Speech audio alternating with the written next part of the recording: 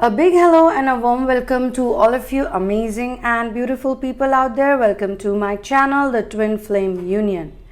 In this channeling session, I would be discussing the reunion that the divine feminines and masculines go through with the soul group, genuine teachers, real friends, and connecting with all those who are a part of the soul family and they are also spiritual by nature. Now, when you do inner work, when you are doing ascension work, so when you come to the planet at that point in time, there is a template that is assigned to you. We all know about the template. This template is full of abuses. This template is full of difficulties. This template will have many illusions that technically we should not have in our journey so that we can have a clearer mind or a focused approach. So as we all know that childhood abuse, confusion, unhealed masculine imprints, unhealed feminine imprints, all these imprints and all these negative attacks makes the soul feel very weak, very lethargic, very lonely, very unworthy. But these are the stages. These are basically, you can say this is the spade work, because while this is happening, the child also meets some very kind people, very loving people, even if it's for brief, even if it's the meeting is not long, or they have some empaths in the family who they can see from a distance, but because there is a programmed lifestyle or something is in between, something blocks them, though they can see those saintly people, they can see those angelic people, they even have conversations with them, but they're not able to get so close to them. They're not able to bond with them. Okay? But those people also have a very strong impact on them. Then there are certain people who are supposed to take birth after them. So there would be siblings, or there would be cousins, or even if they're not biologically related, they could be in some other part of the world, but they would be born a little apart from them, maybe 10 years later, 5 years later, 6 years later, 11 years later, whatever. They would be coming, they would be also following them because they are somehow connected with the family template. So see, when we are trying to heal a template, it means we are also not only trying to heal the past, but we are also trying to heal the future generation. So somebody would be impacted by you, somebody would look up to you, somebody would get inspired by you, and you would also help them. You're supposed to help them too. It's already predestined, it's already pre-planned that these people are going to get support from you when they are in their ascension journey, or even if they are not in ascension journey, they could be simply purer souls than other people in the ancestral feminine ancestral mother ancestral chart influence, or paternal ancestral influence, which is negative. So there will be positive, there will be negative, and there would be some who would be neither positive, neither negative. They would be the ascensioners, people who are on the spiritual path. So all of them would start appearing in your life. They'll start coming back in your life once your inner work is becoming more proper. They will start coming back. So this is one of the key changes, because it will happen after illumination. So once you surrender fully, you are in the illumination stage. Your light cannot be hidden after that. This is one of the gifts you unlock. So if there are abuses, if there are broken templates or unhealed templates, then there are also gifts. Okay, there are also gifts. There are also these jewels that belong to the ascensioner. There are grace, there are God's blessings. So it's literally, you know how they make the games. In the games, the higher you go, the more gifts you unlock, or the other things you unlock. Similarly here also, the higher you advance, you unlock certain gifts, certain powers. And I don't want to use the word powers, because sometimes people misuse it, or some people are trying to do inner work only because they want to get powers, or only because they want to feel a certain way. from the point of view of superiority complex. So we are not doing this inner work because we want this or we want that. In fact, doing the inner work helps us to release desires, because the more we are affected by desires, and I'm not talking about responsibilities and desires are different. Responsible people have very strong intentions, but those who have desires, they might not have very strong intentions, so they could try, by hook or by crook, they're going to try to get it. So they might even do immoral activities, they could lie, they could cheat, they could do a lot of politics with other people, they could spread a lot of negativity to other people, just to get what they want. They could maybe make money from wrong sources, they could try to get power from wrong sources by harming people, by torturing people, by putting people into suffering. So all of these type of people also exist. So if the feminine and the masculine, especially feminine, because her healing will lead to masculine's healing also. So if the feminine starts to understand the lessons that she needs to first of all become fully independent, because if she is going to be fully independent, it means that she needs to get out from narcissistic abuse. First of all, any type of narcissistic abuse, jealousy, envy, especially if these type of people are in her close circle, they are in her periphery, because such people are not going to let her advance, let her grow. They will tell her on the face that yes, you must grow, you must grow. They'll even give sermons, they'll give lectures, they'll give advice that you must grow, you must do this, you must do that, you must be successful, you must prosper, you must be able to take care of your responsibilities, blah blah blah. They'll say all sort of things.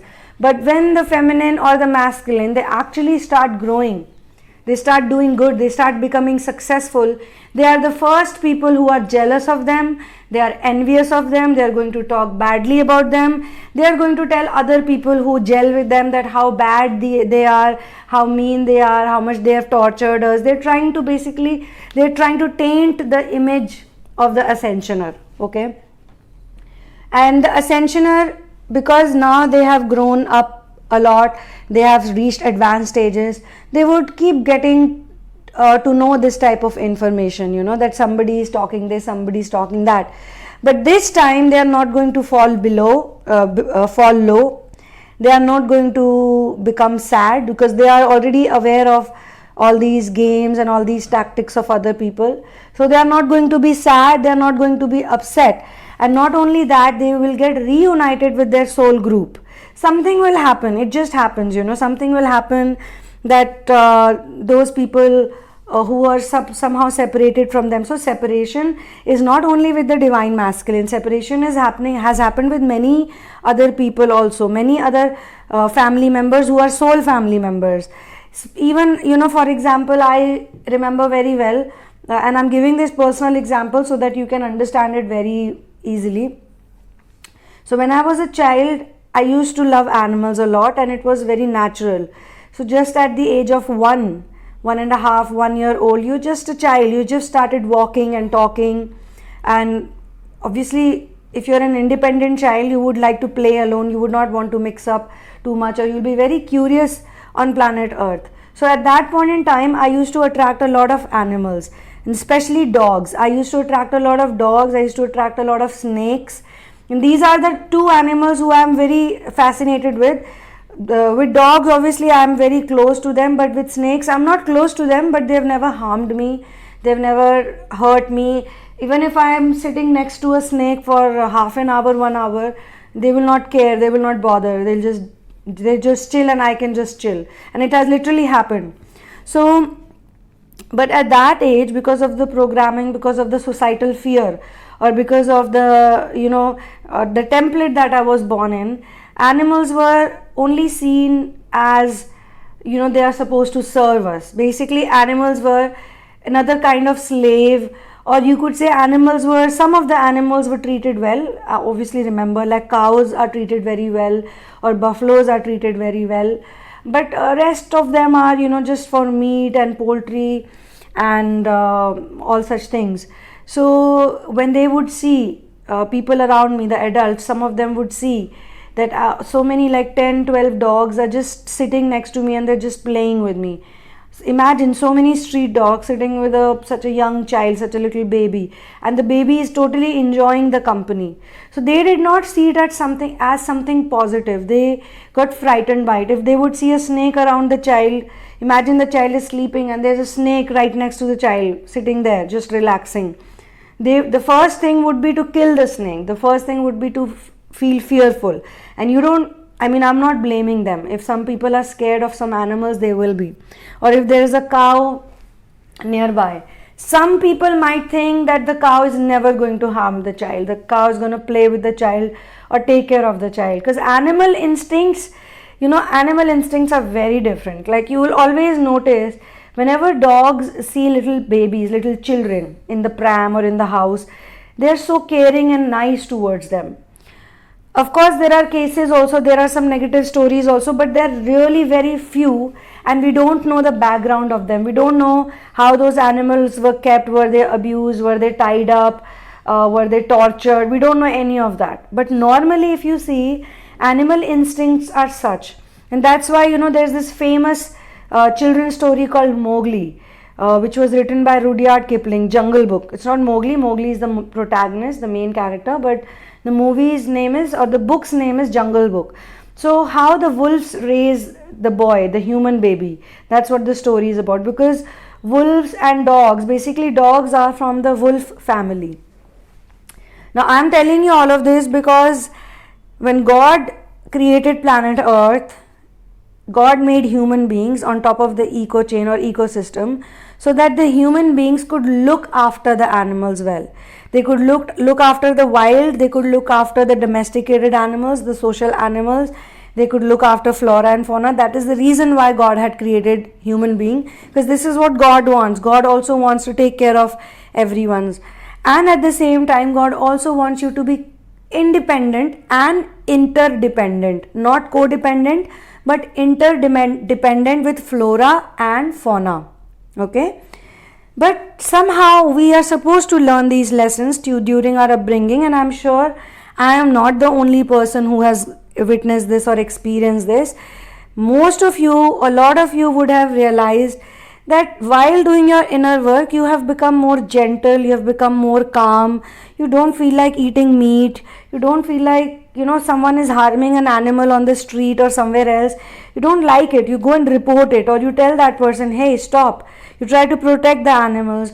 Some of the people I notice, when they start getting deeper into the inner work, they start feeding birds and animals around them.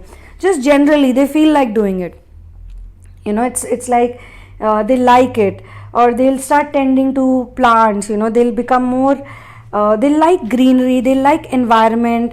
They would want to do something which is like building a sustainable home, or if they have children, they would want to teach their children the same lifestyle, that we must do this or we must do that. But this is not supposed to be a ritual, because when you do inner work, when you're an ascensioner, you are not about rituals, all about rituals. Like, some people don't eat meat because some priest has told them, or some astrologer has told them that, hey, if you do this, if you eat meat, it will be really bad for you. Or go and feed a, black dog every Saturday.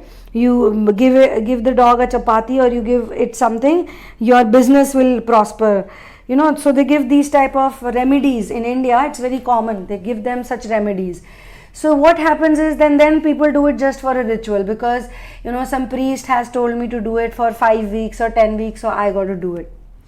They don't really take responsibility, or they don't really take ownership. So what I'm trying to tell you, that in my template also, I felt that I was separated from animals. But from both the sides, there were different types of templates. Like, even though one of my parent was a meat eater, the other one wasn't. Now the one who was not a meat eater was kinder towards the street animals or the other beings, but the one who was a vegetarian, who did not like the animals coming into the house, they would feel that it makes it dirty, the house will smell, or it's not safe for the children, the dog or the cat or some animal might just bite them. And what is going to happen after that, or what are people going to say, if all these dogs are just sitting outside someone's lane, people are going to make fun of us, or people are not going to think that, look at all these roadside cheap dogs, coming to the house of this person. So this could be there, or as I said, protection could be there, because the adults haven't been trained properly by their adults. So it's like being a victim of a victim of a victim of a victim, and the whole chain is going on. Okay, now when you're reuniting with your soul family, what's going to happen is that you're going to amplify the positive behavior patterns of the negative people also, because these newbies, or even if they are not newbies, if they are not, because they'll also have the same qualities and the same traits as you have. They would be kind hearted, they would be gentler beings, they would be more loving, they would be more understanding, their tone would be very nice. And how they will grow is that they would also go through similar type of abuse. The only thing is that the quantity would be different, or maybe the situation would be different. They would go through some kind of say one of the parent dies, okay, or say one of the parent goes through some disease, or the parent goes through some kind of a financial crisis, and this is the time they see that the other parent is very supportive, or even if they are supportive, very caring, but they are more tensed than this one, and their tension, while the other one is taking tension out of worry, it is amplifying the problem. So they learn these things very early in the childhood, and they start sort of they start walking along with the ascensioners in their life. In some cases, despite meeting true saints, true spirit guides, true teachers, genuine masters, genuine friends, genuine soul family, genuine bonds that you make along the way, despite having that, maybe you meet them in your childhood, you meet them in your adolescence, or you meet them in your puberty years, you meet them in a crucial time, but because of negative programming, negative entity attacks, negative imprints on both masculine and feminine sides, on ancestral influence, you're not able to connect with them fully. So you get something from them, you get certain joy from them, you get certain love from them, you get certain unconditional love from those people, but you're not able to fully connect with them, you're not able to bond with them, you're not able to bring them closer to you, you're not able to bring them into your periphery, because the negative entities, or the people who are raising you, or those who have influence on you, they will teach you only negative things about those people, or they will have so many fear-based patterns of their own that they would never be able to surrender towards unconditional love. They would be too materialistic to even bother about these things, spiritual growth or ascension, and some of them would even be very religious, very ritualistic. In Hindi, the word is karam kand, they are karam kandis basically. They would do only things where they feel, okay, this is, if I do this morning, evening. So sometimes we tell people, we give this warning to people when they are getting into meditation. They have told me, some people have told me that I meditate in the morning, I meditate in the evening. Still I am so agitated. Still I am getting so upset. So we tell them that now you are falling into a trap of turning ritualistic. Now your body has gotten used to sit for 1 hour in the morning and 1 hour in the evening. You are doing meditation with closed eyes. This is the time that you advance in this stage. Now is the time to be aware all the time. Be in meditative state even when you have opened eyes, even when you're talking to people, even when you're doing your work. And this is called karma yoga. So when you are doing karma yoga, you do meditation with open eyes, which means you are practicing mindfulness and awareness while doing your chores.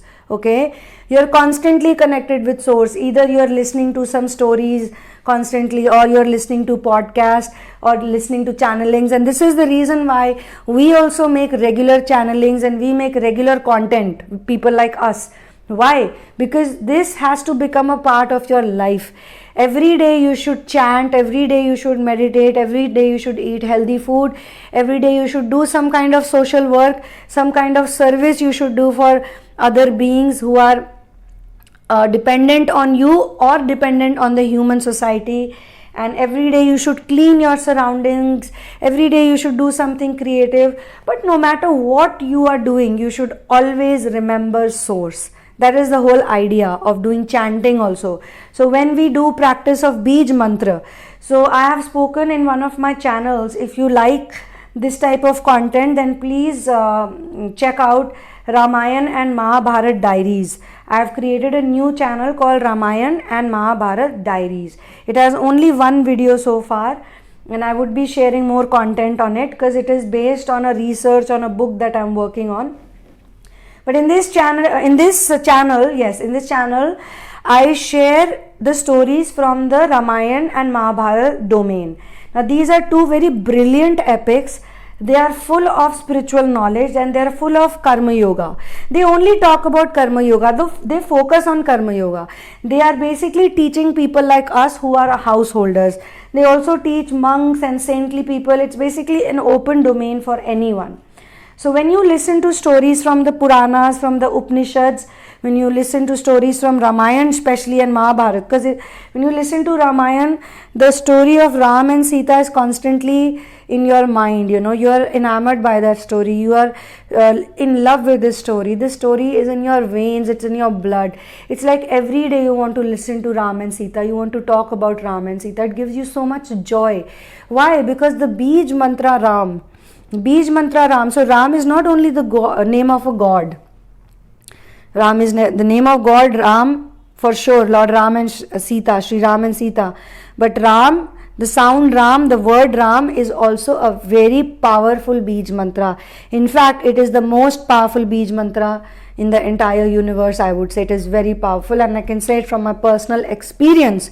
Because before chanting Ram every day, before getting into Karma Yoga, even I have done closed eye meditation. I have gone away, meditating for 14 hours in a day. Imagine, there are 24 hours out of which you need few hours to sleep, few hours to do your little bit of chores, washing clothes, drying up clothes, cleaning your room. You need maybe half an hour, 1 hour for that. Then you need some time to eat food, and then you take a walk in the nature. And other than that, whatever time you have from 4:30 in the morning till 9:30, 10:30 in the morning, in the night, you are totally busy doing inner work. Constantly sitting cross legs with your eyes closed, no communication, no talking to anyone. There are many traditions who do this. Vipassana is one of them, but if you go deeper into this, you will find many traditions who are following this type of study, very strict study. But then I realized after some time that my body had become very trained of sitting, but my mind was still not fully trained. I needed to put my mind into something. Now you can't, being an householder, you can't leave everything. You can't stop working. You can't become dependent on other people. You're not a monk. In fact, as a householder, why are we doing inner work? Why are we in twin flame journey? Because technically the next stage of inner work is serving other people. All this energy that you conserve, all this energy that you create, all this energy that you reserve in you, it's not for your own benefit only, that you are just chilling, you are making money, you are wearing nice clothes, you are partying, you are blah blah blah, but you are not doing anything for people. Then what will happen? This energy will start decaying. This energy will start rotting within you. It will start harming you. So this energy is such that when you do good, when it does good to you, you are supposed to distribute it to others. You are making a lot of money, help out somebody in the family who's very needy. Maybe a child doesn't have a father. You can sponsor them, you can maybe buy them something, help them out, just ask them how are you. You don't also want them to become totally dependent. You got to teach them the real lessons. You don't just give a fish to someone, you teach them how to fish. They say this, although I would say that it's not really good to eat fish. Fish is far from our DNA, and many teachers or yogis would tell you that it's okay to eat fish even though it's not okay to eat meat, because fish is really far from our DNA. So anything that is far from our DNA is very healthy for our body, and from that perspective, dry fruits or nuts, they are the farthest away from our DNA, and that's why they are the best for us. So if you include nuts in your diet, they say the combination of fruits and nuts is very good for your body. Even if you eat just a few handful every day, it will do really good to your mind, and it will make your mind very sharp, it will make your body very healthy, it will make your immune system also very healthy and very strong. So anyway, coming back to reuniting with soul group. So these are the things that happen before your 5D union happens fully. you will start reuniting with these people, you know, cousins, some cousins who are far away, who are just like you in nature. They are very gentle, and they have also suffered a lot. They have also gone through some kind of abuse in life, and they are independent, and they are very moralistic, spiritualistic, not ritualistic, spiritual people they are. So they need someone like you, and you feel good when you meet them. Oh, there's someone like me here also. Then you will meet some friends who you had probably met like long ago, many years ago, when you were little kids or you were teenagers, but you could never come close, you could never bond with each other, because you had such heavy narcissistic abuse, so much control, that they would not like it when you're making friends with someone or you're happy. They don't want you to be happy. They want you to be in slave energies. They want you to only serve them. So even if you have gifts or good qualities, or you have a good nature that attracts other people, and you're able to make friends, or you're able to connect with soul group, soul family, they will not like it. They will put some obstruction. They will make you fight with them. They'll create some negative family politics, and they'll teach you, they'll coach you that don't trust anyone, don't talk to anyone, don't make friends with anyone, even if it means that you have to be all by yourself. And this is also another reason why a lot of people in the inner work field, they don't have any friends. They're very lonely. They're very lonely childhoods, because the narc abusers, the adult narc abusers, were so selfish that they only wanted these kids to just be their slaves. They will not allow them any freedom, and they will be okay to if these kids hang out with bad people, with abusive people, with negative people, with low vibrating people, they'll be okay. This is how these kids get abused. Sometimes they get sexually abused by adults who are around them. I would love to abuse them right now, because I really hate such people. But anyway, it's okay. It's a channeling session. Such people, they do so much harm to the children, but the narc abusers, the narc adults are totally okay with that. They don't even care. They don't even care, because they get along with those abusers, so they are okay to have them around. And you would all know about this. You would all have personal experiences. I don't need to say, because when I was doing inner work while traveling and while going away, at that time I was not actively doing this type of work, but I was meeting a lot of people in person. I was counseling a lot of people in person, and I would just counsel them just like that also. It's not like I was just in the natural flow. I did not even know why those people are being sent to me, or why I have connected with them. So sometimes they used to tell me their stories, and the stories used to be so painful. Like one of the girls told me that her mother, she married someone else, so now she has a stepfather. Now this stepfather has a best friend. So obviously the mother is very happy with her stepfather, even though the children are not, even though he is not good to the children, he's not nice to them, he's not protective towards them, he's not caring towards them. Still, because the mother is happy with the stepfather, the new stepfather, boyfriend or whatever, the children are okay with it. They can't say anything. After all, they are children. So one of the girls told me that when she was 15 years old, her stepfather's best friend had raped her. She was only 15 years old. Imagine. Such an unhealthy environment, such a abusive environment. And she said, I left my house, I ran away. I kept running. I would go and live in strange places, or I would live in hostels, and I would work, for some money. I would make, like how in the Western countries, they make some dollars or some pounds per hour, okay, depending on the currency. So she would make little bit of money working here and there. She would scrub the floors of some place. While doing this, she started growing up, and after so many years, she finally got into spirituality. She did some inner work, and she felt like sharing it with her mother and the stepfather. So she went up to them and she shared it with them, that you're so and so, and this person would keep coming to the house, because she would also keep going back, even though she was independent, but the codependent energies are always around.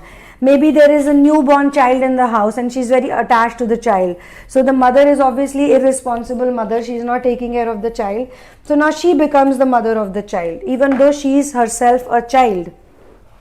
Or if not a child, she's still a teenager, but she's started earning. So these are various examples. There are certain people who I meet in therapies also, they tell me their experiences.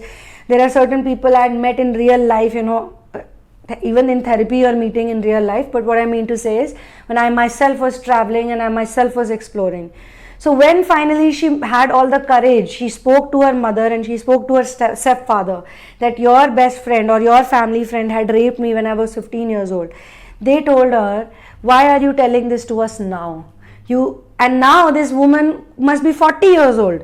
It has taken her 20 years time to build this courage, to heal her sexual trauma, to heal her all this abuse that she has gone through as a child. And finally she musters the courage to talk to her family members, to tell them the biological connections, or these stepfathers and stepmothers, they are also parents, telling them that this is what had happened to me when I was a child. This man who is still coming to the house had raped me. And they are like, why are you telling me now? Why didn't you tell this earlier? Or why? And now that you've kept it with you for 20 years, why spoil everything now? Why don't you just forgive him? Just imagine, this girl told me that I felt that I was raped once again. After all these years, once again I went through the same experience, because by telling them or by sharing them, nothing really happened. They made it worse for me. They made me feel guilty. They put the shame on me again. But this time, when after she spoke to me, I told her, but this time don't take it personally, please, because it's not your fault, and don't feel bad about it. I tried to explain it to her, but maybe she was not in the receiving energies, or maybe it was too hard for her to accept it, that this happens to people. Now you're trying to change those people, or you're trying to get close to them. You're thinking that inner work will change my mother or change my stepfather. But that's not going to happen, because they are a certain way and they're going to live a certain way. What's going to happen is that you're going to protect your energy from them, and they will not have the power or the confidence or whatever it is to trouble you or talk badly about you. And at the same time, say you have to continue living with them, you will become very strong. You'll make it a joke maybe one day that, oh, you are the type of person, I told you I got raped by someone and you told me to forget about it. You still entertain the same people, you are still hosting the same people, you are still hanging out with the same people. What type of people are you? So I don't have any sympathy for you, I don't have any empathy for you. You're just a biological connection, or you're just some relationship I have on this planet. And later on, and the more you will advance, the crazier things will happen to you. The more you will advance, you will start looking at them with the eyes of pity. You will feel bad for them. You will feel like, look at them, they are so codependent that despite knowing that the person they are hanging out with is a rapist, he had raped a child, or he had molested a child, he had sexually abused a child, or there could be other things also they could have done. If not it's a child issue, maybe something else. They could be thieves, or they could be just bad people in the society, or they could just be big time frauds. They could be cheating a lot of people, they could be scamming a lot of people, but they would be having a really nice image in the society, but these people are all hanging out together because they are so codependent. They can't live without each other, they can't live without the filth, they can't live without these negative people. Those negative people also need them, and they also need them. Both are negative, both are basically living in fears. Anyone who's doing these type of horrible things, they are either demonic or they are living under fears, and a lot of them have addictive patterns, and a lot of them are weak, so they easily get attacked by demonic energies also. So some people are negative influences in the society. Some people are not the negative influences, but they hang out with the negative influences, or they support the negative influences because they are codependent on them, and they themselves, they are very selfish by nature. So they feel that, oh, it's okay, I'm in this company. So you start feeling bad for them. You feel how much they're suffering. Look at will a person, a normal person who's healed, who's not suffering, will that person do all this? Obviously not. They are doing all this because they're suffering. They are weak. They don't have the faith in them. If they had faith in God, if they were capable, if they were independent, they would prefer to be alone but to be in company of such people. They would be strong enough to make their own decisions. They would be protective towards the children, towards the women, towards anybody who they feel needs protection, not supporting wrong people. Okay, so in the journey, in the inner work, even the ascensioners, they learn this, they get this confidence, like how to not take all of this personally, and then they will start connecting with all these genuine people. So this negative programming also disconnects people with genuine masters, genuine teachers, genuine seers, spirit guides. So with the help of inner work, with the help of this surge of energy, they will start reconnecting with genuine teachers, and they will be also very smart in recognizing who's genuine, who's not genuine, who's fake. There are some people who are so unlucky, they abuse or they misunderstand or they would speak negatively about true masters.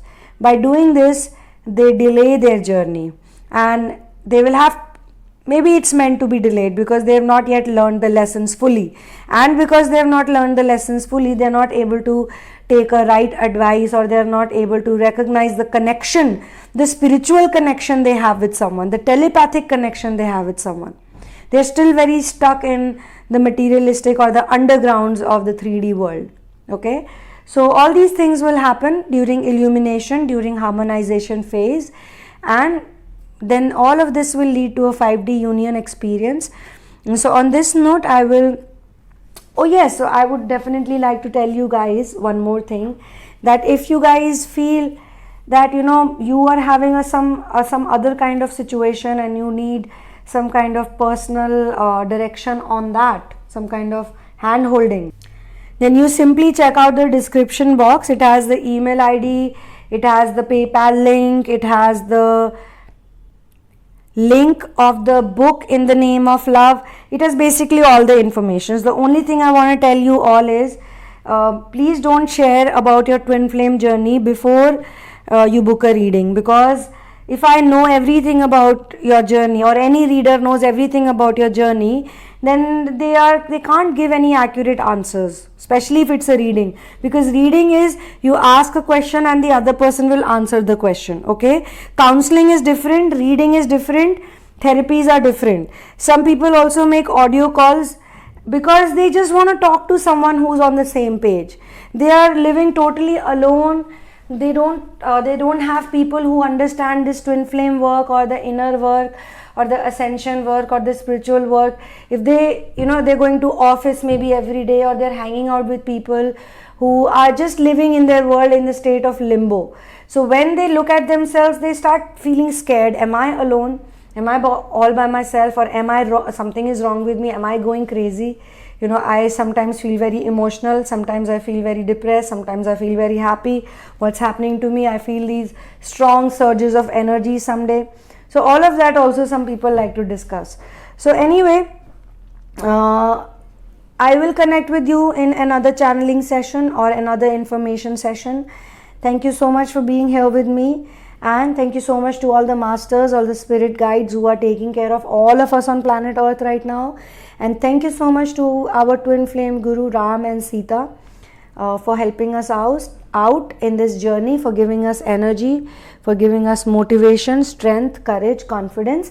Thank you to everyone, and also thank you to all the people, toxic influences who had played an important role in uplifting our energy. Thanks to all of them. I'll see you soon. One love and peace out.